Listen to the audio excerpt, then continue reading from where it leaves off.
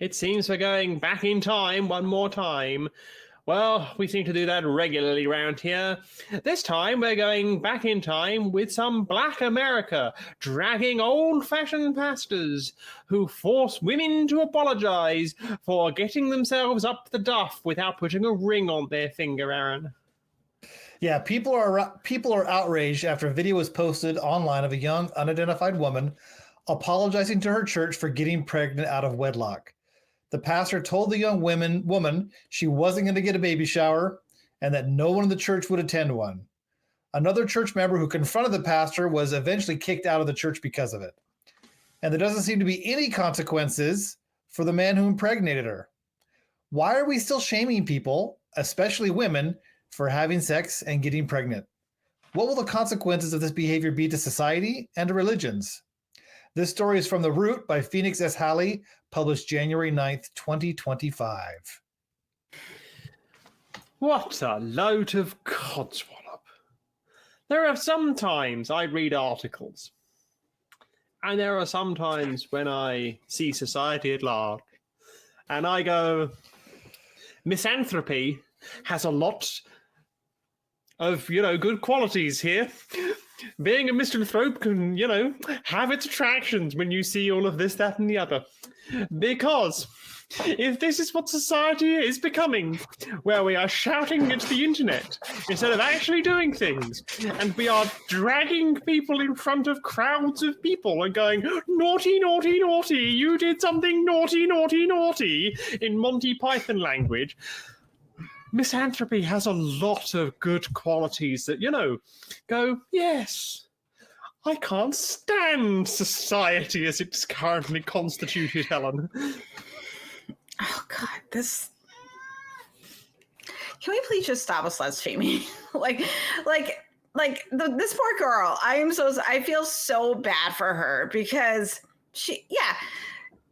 I guarantee she did not get proper sex education. I guarantee that the dad didn't have to do the same thing. I guarantee that when her family found out that, she, did the devil's tango, and then they went running to the pastor, go, what do we do? Well, if we shame her, then it's not going to happen again. And maybe another woman, young woman in the congregation will not have sex until somebody puts a ring on it. That's some bullshit. It's also nonsense. It's not just bullshit. It's nonsense. But how do you know she made a mistake? I'm just saying that her mistake was that she didn't know to ask a man to put her to protect herself, but she didn't have the education to do that. But no, let me explain. And the thing is, though, it's not only is it's a social taboo to be even now, even 2025, to have a baby outside of wedlock. It's so much harder when you're young.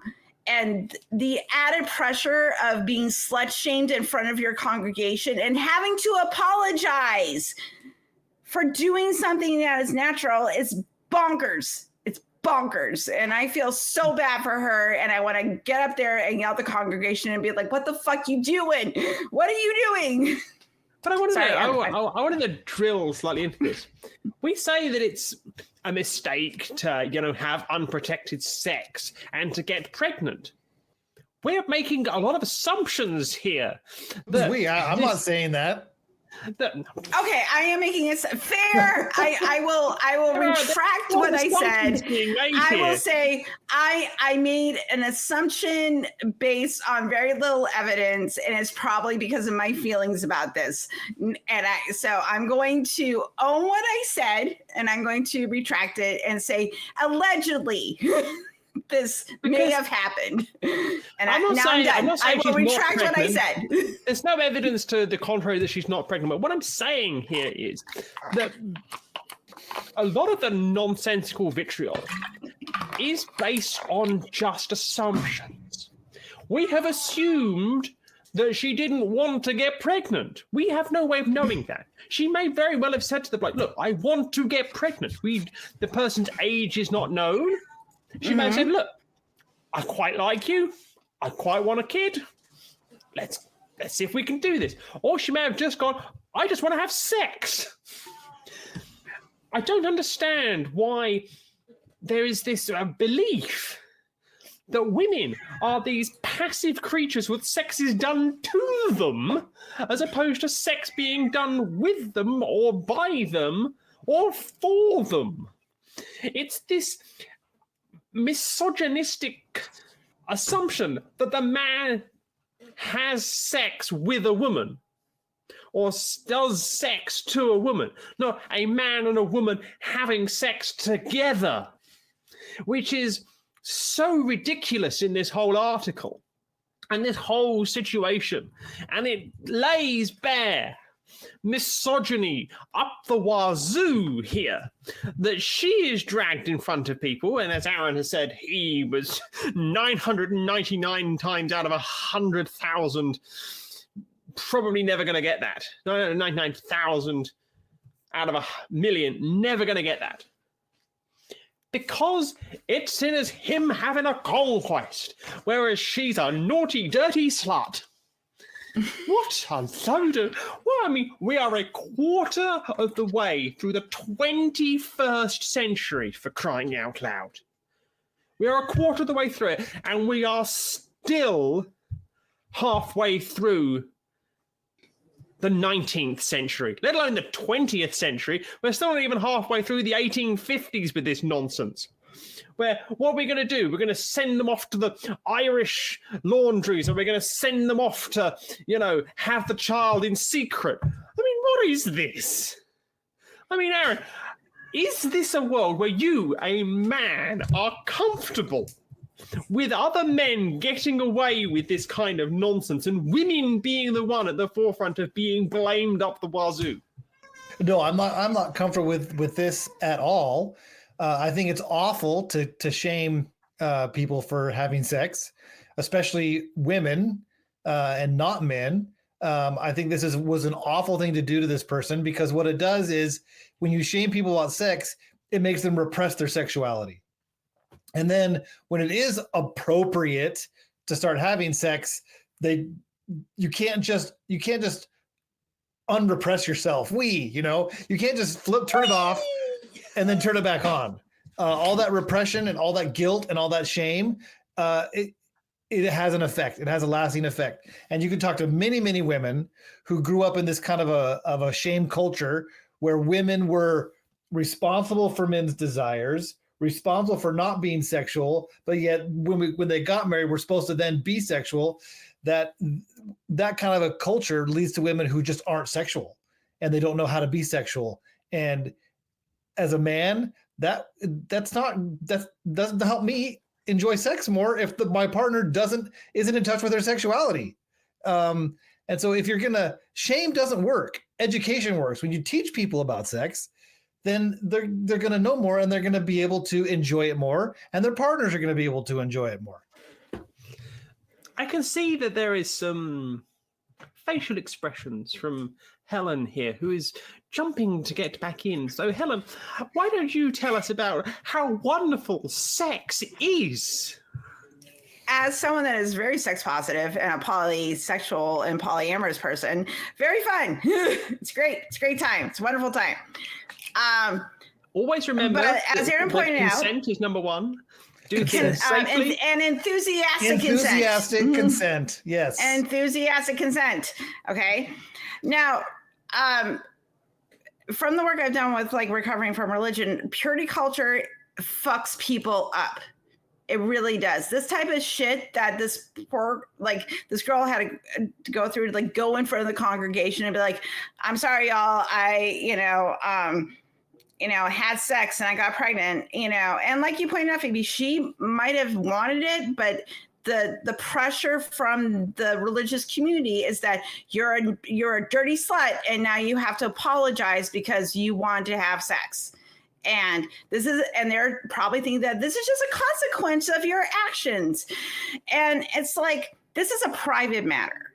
Regardless of the circumstances, this should be between her And if she's under like, you know, I don't know her age. So I'm going to take the assumption that she is, you know, under 18 years old. Okay, I'm taking.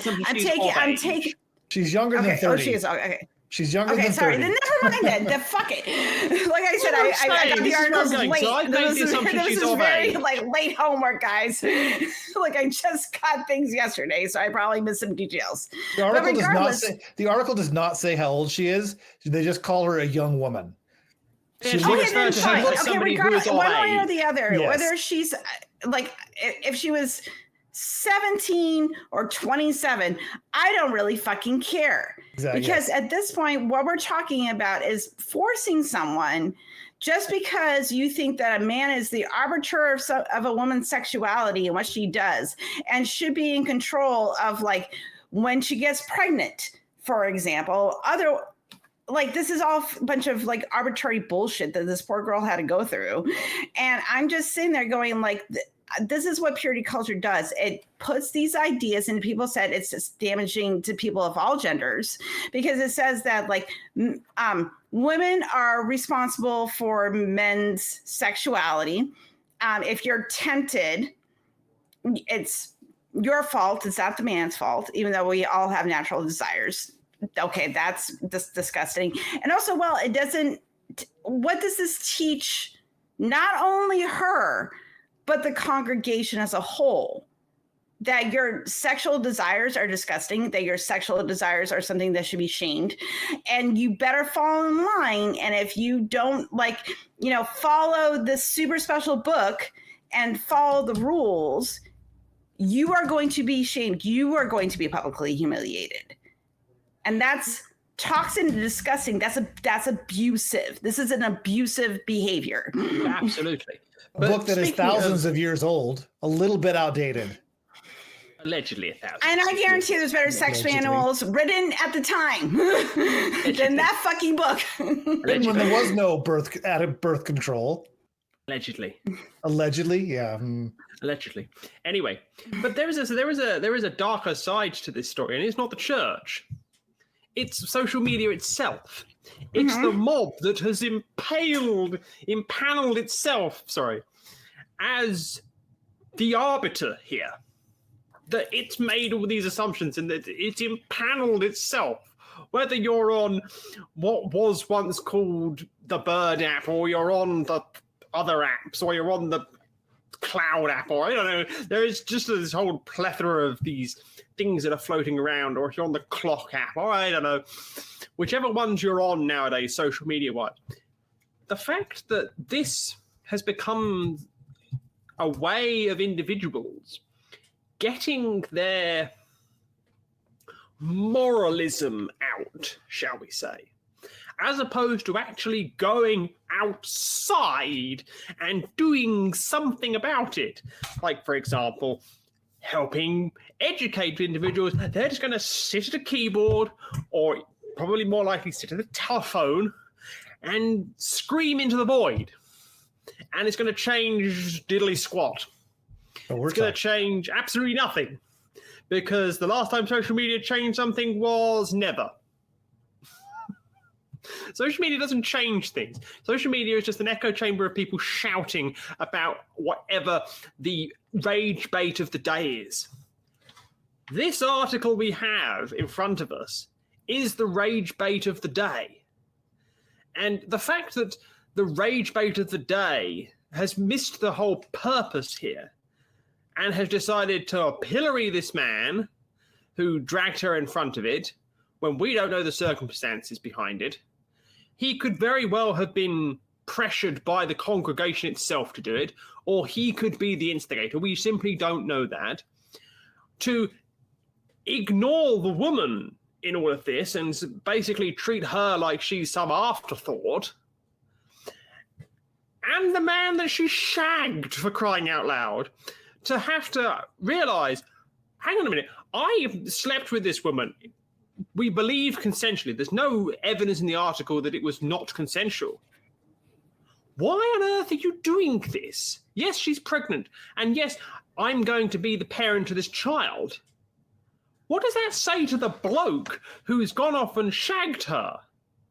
Does it say, hang on a minute, I feel very welcome here that, we're going to be adults here, we're going to discuss things? Or did it say, you're just as much of a turd as we believe she is? I don't. I just like the whole thing is just weird and stupid and arbitrary because it teaches him that he doesn't have to face the same consequence because he owns a penis. That's what it teaches him. It teaches him double standards, but the other thing is, that we don't know if he had to do the same thing and it wasn't recorded, it wasn't put out on social media. True. That's the thing. We don't know that, but I think it was a point of this particular church or whoever posted it to make an example of her because we tend to slut shame women in this culture, but we don't do the same to men because misogyny. So social media is a two-edged sword. Well, and I hear your point that social media is going to lead to the downfall of civilization. I think I totally agree with that. Yeah, it's not going to lead to the downfall of civilization. It's going to lead to just nothing. But social media won't achieve anything. Nothingness. It's just going to lead to nothing. The downfall of civilization will be caused by other things. So social media and activity on social media is not going to lead to the downfall of civilization. But I think it also does good. And I think this situation it does good too. I think it does good to have a video like this posted and see people's reactions to it, and to see some of the outrage. Maybe this is going to affect some young person who's watching the video, and maybe they have conservative views, and maybe watching this girl get shamed and seeing people's reaction to it is going to help them realize, hey, I don't like that. That's not okay. That's not cool. I'm going to stay away from religion, or that's not cool. I think it's okay to be sexual and to explore my sexuality. Isn't this just modern day vigilantism? What do you mean by vigilantism? So they have decided to empanel themselves as the arbiters here, in the same way that other individuals have empaneled themselves as vigilantes without knowing the full story. I bring you up the McAlpine case in the UK, where a group of social media people just said, oh, this person's clearly a paedophile. It's not a big leap here because they've decided to jump on something, get everyone inflamed, get everyone over the top, and it's just low-level vigilantism. Yes, it could descend into vigilantism. I don't know. I didn't read all the responses to this video. The ones that were cherry-picked. There are too many. The ones that they cherry-picked for this article seem to be just supporting anti-shame around sexuality, and which that is good. I am for, right? I'm not condoning vigilantism and ganging up on people, not making sure that the truth comes out. But I think it's also important that we see the value in the internet. The two-edged sword of the internet and social media is that we get exposed to new viewpoints and new ways of seeing the world. And I think that's the valuable part of that. The other side of that sword is, if you're not careful, you can end up in an echo chamber, and you can end up with vigilantism. And so you have to be careful. But hasn't social media siloed itself off into its own little echo chambers itself? So you have the left wing blue sky, you have the right wing X, you have the not really knowing what it is, but it's not right wing, it's not left wing with threads, but it's more left wing threads. And then you've got TikTok, which is, much more of a younger demographic there, which is all talking to itself here. Hasn't social media siloed itself already into its own personal echo chambers? I have no idea. I don't know. I've never heard any data about it. I think it's a risk. I think people that are on social media, you have to be really careful about that risk. I think social media can do good. I think it needs to be regulated, and it's not. I think algorithms need to be regulated, because these companies they have algorithms that decide what you see. Like, all they care about is engagement, right? You're the product that they're selling to advertisers, and so they want you on their apps as much as possible. And so they're going to send you things that engage you and keep you on the apps and keep you engaged as much as possible. And I think if that needs to be regulated to a certain extent, so you don't get those algorithms give you a skewed perspective on what the world is really like.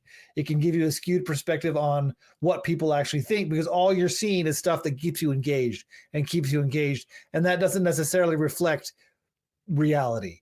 And so that's why I think social media and their algorithms, they need to be regulated so that you get a lot more reality out there. Yeah. But as Jerry Springer would say at the end of his shows, take care of yourselves and be kind to each other and watch more of our stuff here.